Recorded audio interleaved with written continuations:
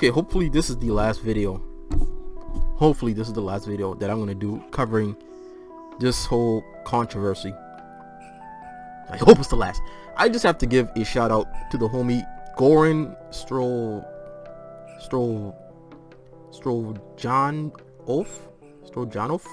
Sorry if I'm botching this up. This guy shared an amazing clip that I'm just gonna go over briefly, very briefly, because again, I want this whole thing to just go away, even though it probably won't. But let's actually take a look at this clip that the homie shared. Alright, one second. My computer's slow as shit. Okay. Now, this is a clip from a channel called Secret Symbols Clips. I need to check out their other stuff because they encapsulated what I was trying to say so beautifully and so perfect that I don't understand to this day still. I don't understand why the homie Zeppla didn't get what Yoshi P was trying to convey. But I'm gonna get into all that after I'm done with this. So let's check this out.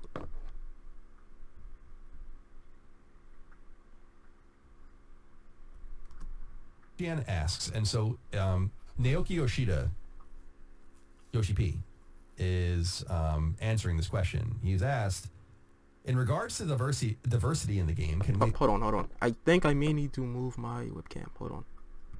I think I need to move my webcam. I don't know if it's too big or... Nope. Okay, how do I... Okay, there we go. Let's try and move it down here because I don't want to block anything. Okay. We expect to see black characters in Final Fantasy 16 or people of color, non-white characters in parentheses in general. To clarify a bit more, there's been discussion around the trailers to date featuring mostly white characters, and I wanted to get clarity on whether we can expect the final game to be more diverse. Okay, I have to say something about this before we even get into what Yoshi P says, and we can get into the analysis from there. Journalists have this very pernicious habit. It's not only in games media, but it's just everywhere. It happens in politics a lot too. I'm sure people notice this. There's been discussion around the trailers. Who? Exactly. You? Them. So then you report on yourself having the discussion on the trailer? Because I've been following Final Fantasy 16 since it was announced, and while I'm trying to not pay attention to the actual thematic themes and characters and all of that as best I can, I'm paying attention to the culture. I'm paying attention to the rhythms of the fan base and all the rest. I don't see the important stuff.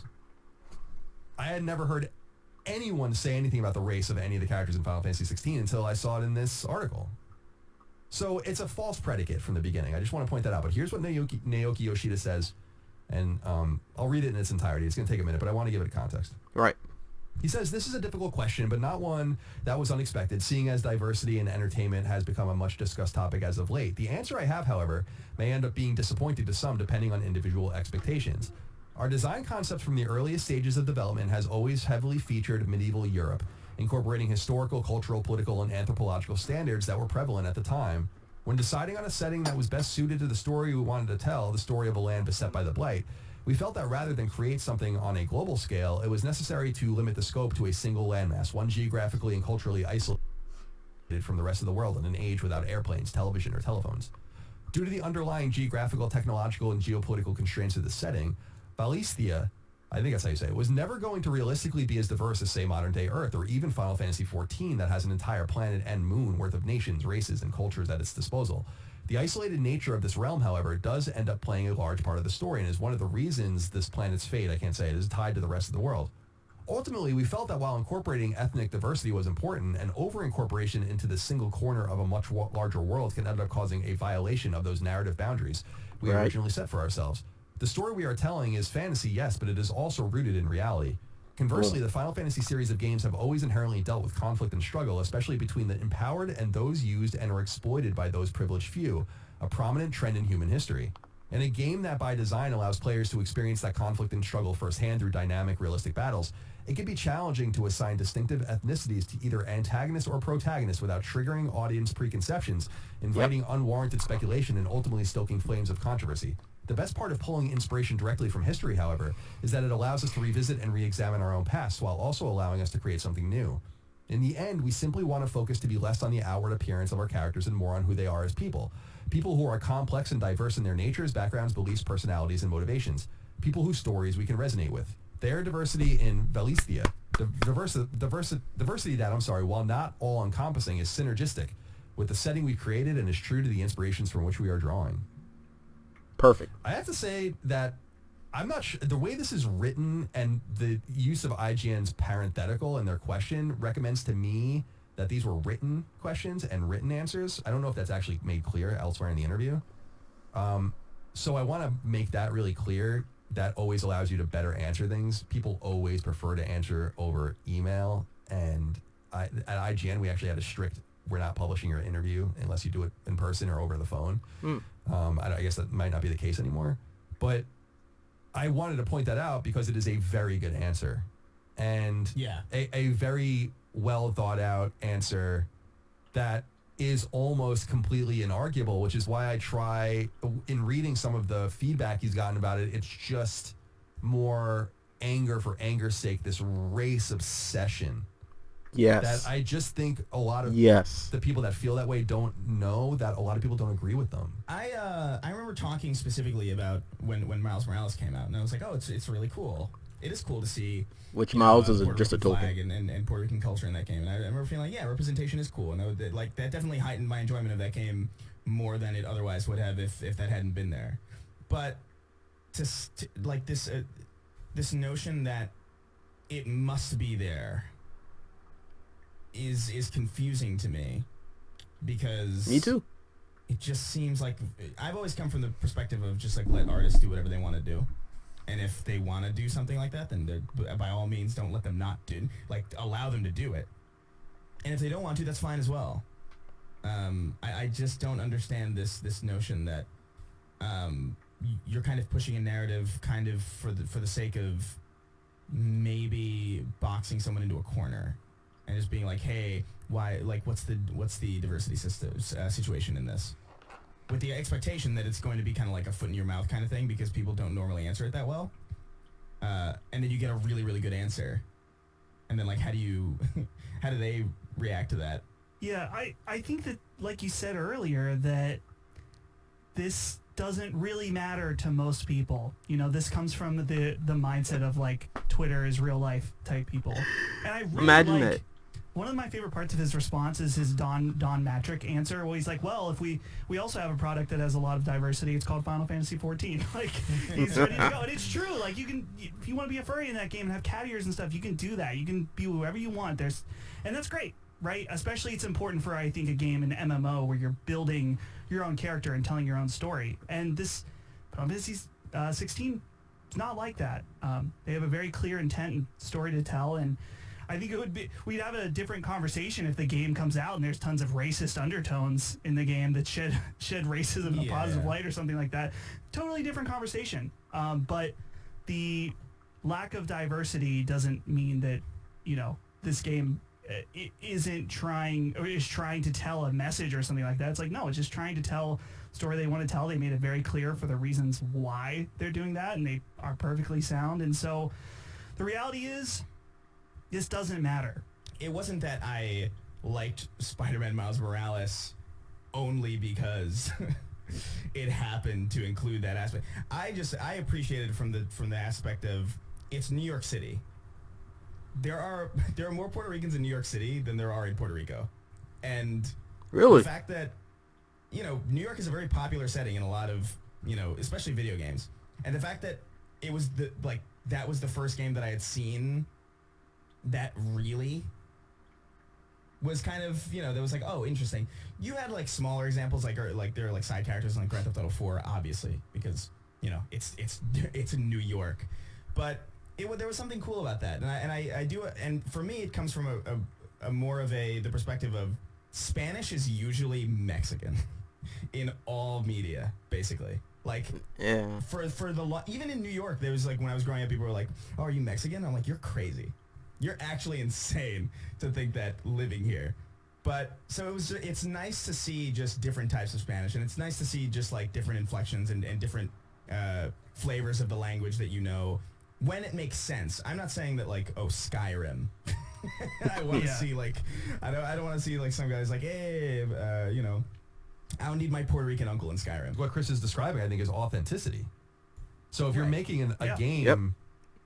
set in Africa, I would assume You're gonna be black people. everyone would be black, unless it was in South Africa or something like that, in which case most people would be black. Or if you're setting a game in Spain, those Moorish roots would have people with darker skin than maybe if you were 100%, setting a yeah. game in Scotland. Although in modern day Scotland, there are plenty of black people and Asian people and all the rest. So maybe you want to incorporate that. In other words, it's about the authenticity of the situation. It's not about diversity for diversity's sake. And I've always said that. I don't think Of course, yeah. that doesn't play a purpose. And I feel like he says something really interesting, Yoshi P does, which is the quote that I think people should be circulating if they weren't looking for outrage. He says, conversely, the Final Fantasy series of games have always inherently dealt with conflict and struggle, especially between the empowered and those used and are exploited by those privileged few, a prominent trend in human history. That's like a really deep thing that he just said. Yeah, And imagine instead that. of delving in deeper into that particular thing, so you're talking about class struggle. You're talking Class about struggle. the haves and the have-nots. You're talking about monarchy, dictatorship, corporations. Yes. All you want to talk about to this guy is race? Race. Are you fucking crazy? It's just race obsession. It's crazy. And I've said it before. I'm 38. I'm older Thank than you you. guys. I know people can say X, Y, or Z, but there just wasn't this obsession when I was a kid on this stuff. I just, No, it there wasn't wasn't. like Yep. this, man. The good old days. It just, we felt more futuristic in 1995 than we do now, as far as I'm concerned. Well, even when I was a kid, there wasn't really this either. To be quite frank. This just brings me back also to Kingdom Come Deliverance and the whole drama about that, about how they made a game in Bohemia, I think in like the 1100s or something.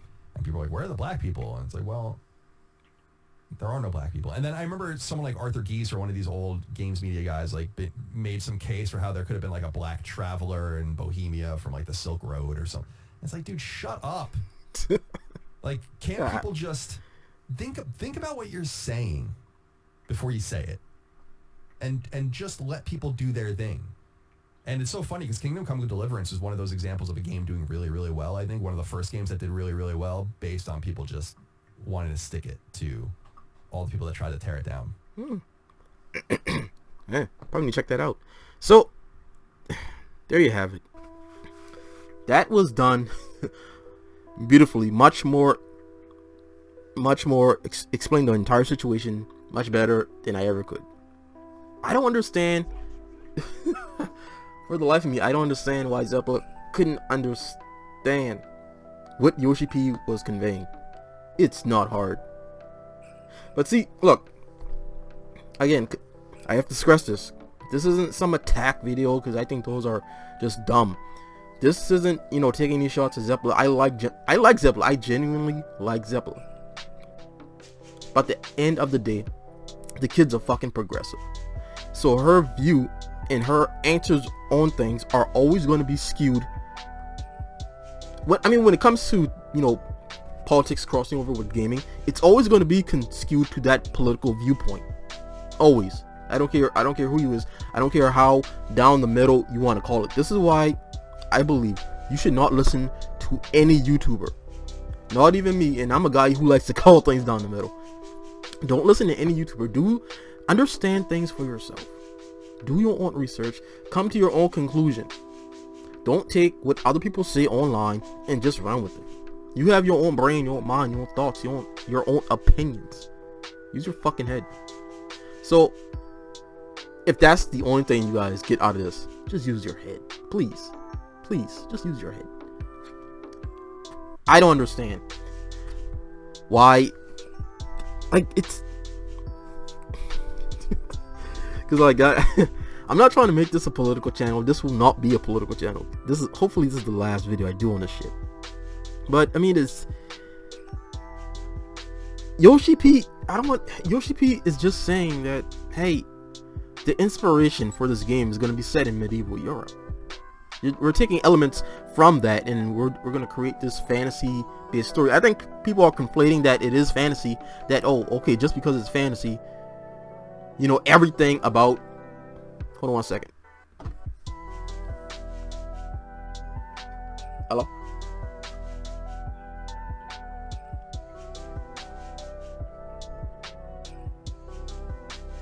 You got what? Yeah.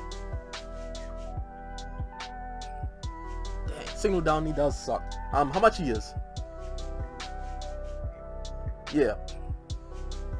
15. Yeah, let me try it. I mean, is it just a sandwich? Or is it like with fries and... Oh, okay. Well, with hush puppies too? Like just with the burger? Okay. Alright, cool.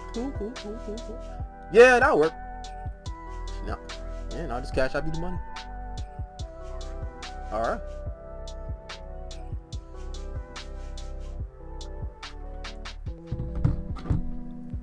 Alright. I had to get some food. Okay. But yeah, the only thing Yoshi P was saying, and I'm probably running through this again because I got a little off track there, but they're taking elements from medieval Europe. That's not just, I mean, oh yeah, now I know what I was about to say. Just because people think that, you know, it's Final Fantasy, that everything about the actual game is going to be like fantasy based, so you can do whatever the fuck you want.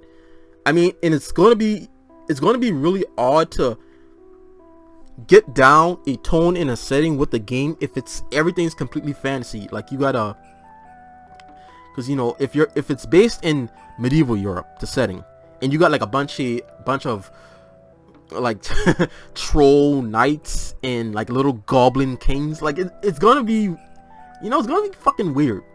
So this isn't a hard thing. It honestly isn't.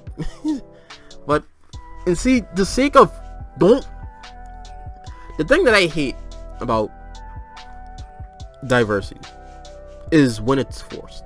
There's nothing wrong with having organic diversity when it's needed, and, you know, when the setting, when it needs to tell a certain story in a setting that, you know, fits that diversity curriculum. But pushing diversity for the sake of pushing diversity is dumb. It's dumb. And again, just like I said in my other video, that's people reject those kind of things. People, it's a gag reflex. Like, and I wish that more people understood that. And I wish that the only kind of diversity that fucking matters to people is that diversity, well, not really diversity in class, but that class warfare system. Because, see, now I'm going down the rabbit hole. Now I feel myself about to preach.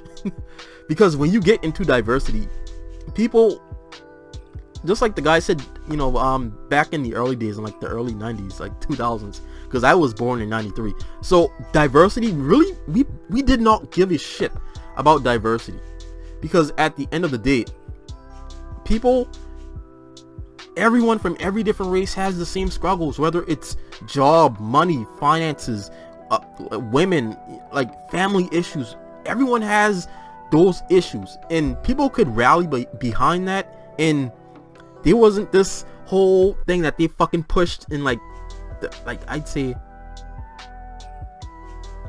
2008. I honestly, after it came with Obama, but again, I'm not going down that hole. So like that early 2008 to like 2010 era of really separating people by their race, and man, it just wasn't like that back in, you know, the early 2000s. Like everyone could come together and enjoy themselves and be around other people and not box everyone in based on race. But now in 2022, like everyone's looking at everyone sideways. You know, the blacks are feeling some ways about the whites are feeling some ways about the blacks, Hispanics are feeling some ways about the Chinese, and it's like like whatever happened to that famous, you know, Martin Luther King quote of, you know, not judging a man by the color of his skin, but by the, you know, by his actions or whatnot. But we don't do that anymore, man. People automatically just judge you just based off race, and it wasn't apparent until the, you know, that early 2010 era. And it's so crazy how, because back in the day, I remember my first friend I ever had on this planet. His name was Gabe, and Gabe was a white kid that got me into RuneScape, because that was my very first MMO. Now that I think about it, it wasn't Final Fantasy. Holy shit, it was RuneScape. Because I remember every day Gabe was the only white kid in the class, and every day, because we had in class, you know how we always used to, like, well, for me, I used to have, gym as a class, and I used to, now, believe this or not, but I suck at basketball. So, and other kids would try to get me to play basketball, and I didn't want to fucking play basketball. Like, I was more of, that weird geek kind of guy, that cliche geek kind of guy. So, yeah, I'm black, and I sucked at basketball. So every day, like, me, as much as we could, me and Gabe would try to get out of going to the gym and just going to the library, logging on the computer and playing RuneScape. And we used to do that as much as we could. Bro, I remember those days, man. I remember that shit like, holy shit. I remember that shit like the back of my mind. Well, the back of my hand. Bro, I remember that shit so fucking clearly. And it was so good. And I never thought, and it didn't come to my mind like, oh, Gabe's this white guy and, he has this superiority over. It never, that shit didn't fit. We both like RuneScape. We both like hanging out with each other. We were friends. Bro, bro, man, damn. I need to, because eventually, like, Gabe moved to, like, I think he moved to another city, and, like, we just kind of course, back then, we were kids, so we didn't have, like, phones and stuff. Now that these kids do. But, see, I'm going on a tangent. But going back, pulling this whole thing back, because I felt myself about to preach. And I think I am, looking back at this.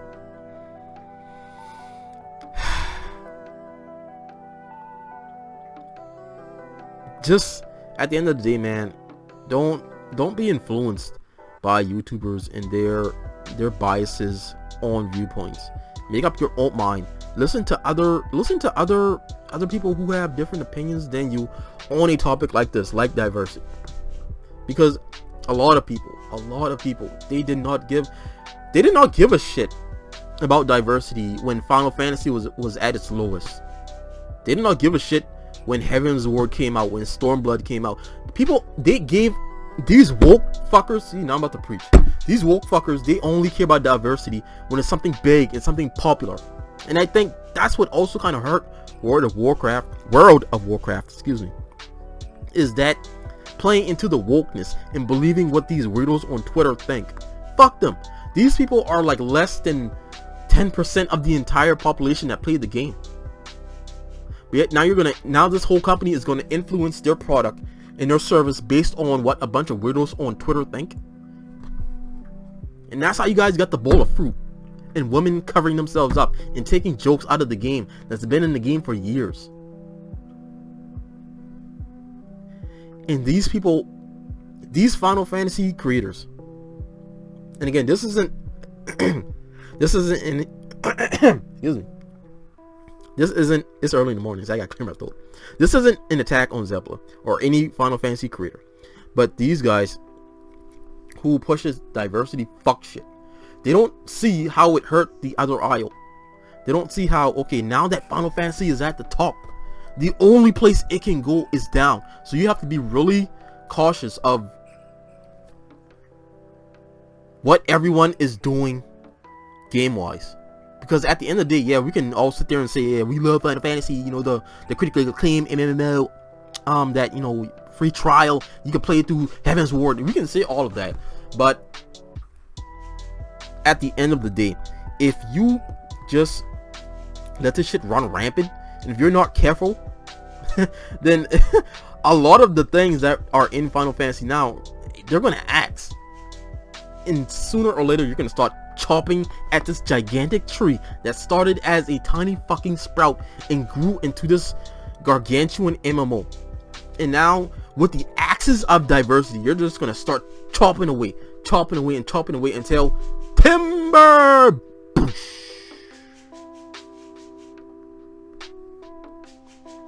Diversity is great when the setting allows it and when it's appropriate.